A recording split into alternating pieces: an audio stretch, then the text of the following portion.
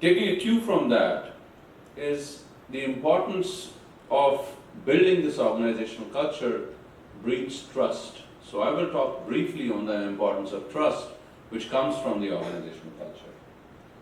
Trust is so integral to any part of the society. Imagine a situation where you were to get up in the morning and you had to buy a pouch of milk, and you had to decide who would give money first and who would give a pouch of milk first.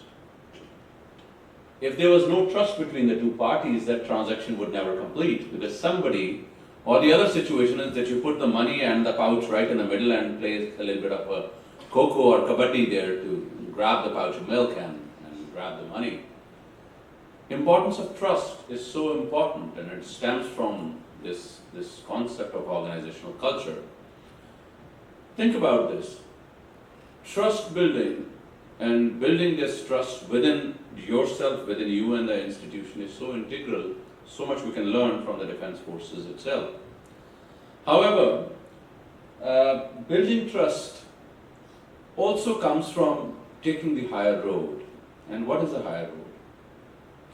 Now, when we talk about ethics and ethical ideology, there are two different streams of research. One is called the Deontological Perspective, and the second is called the Teleological Perspective.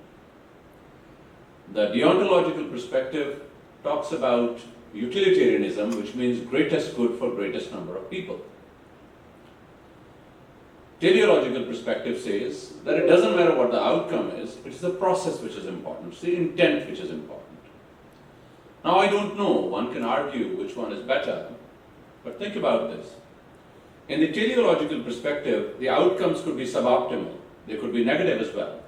But your intent, how and why did you choose to embark on this path, is important.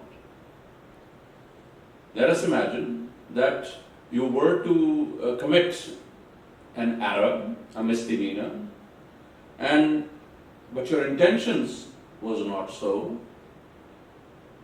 You should be forgiven. Imagine a situation where there is a car accident. And in the car accident, one of the biggest problems with the world today is that we have something called action orientation. Kuch karo. Today, scientific research clearly demonstrates kuch na karo is better.